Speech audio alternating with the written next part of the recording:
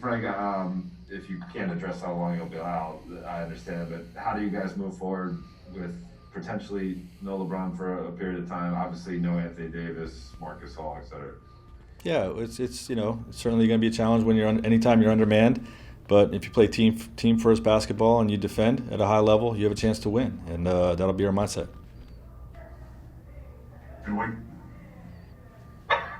was the mood of LeBron in the locker room? Obviously, we saw him walk off the court pretty upset. And what was the mood of your team? The mood of the team is, at this point we lost, and we got to get back and win one tomorrow. And I won't disclose what any mood of what LeBron was like internally. It's in house. Bill Laura? Hey Frank, it's probably impossible to draw a straight line between these two things, but we've spent so much of this year talking about the short off season and kind of condensed nature of the schedule. And here you are, where your two stars are out with injuries. Is it in your own mind? Do you think that could be a factor? It's impossible to tell. It's possible, but like I said, it's impossible to tell.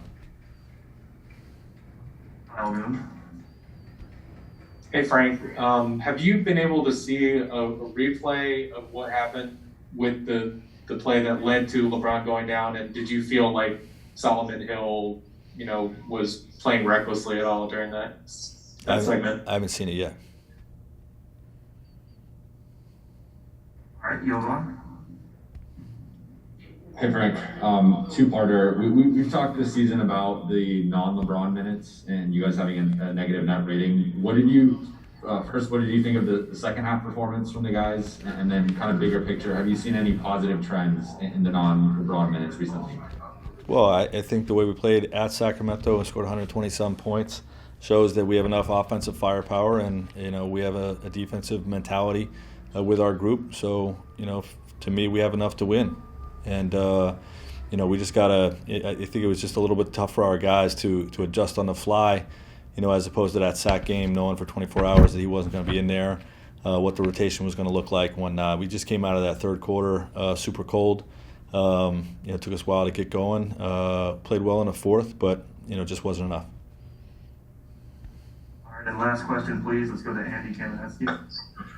Hey Frank, with LeBron out, what, if anything, changes in terms of how you tell the guys to go about executing, or the shots that you look for, plays that you look to run, that sort of thing?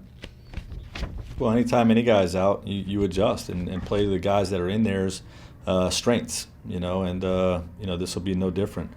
What we talked about, more than the offensive organization that Bron's bringing to the table is, the defensive command with his voice. I think that's something that we could potentially miss a lot on the defensive side of the ball. So everybody's got to pick up the slack on that in that regard, every bit as much as they're picking up the offensive slack.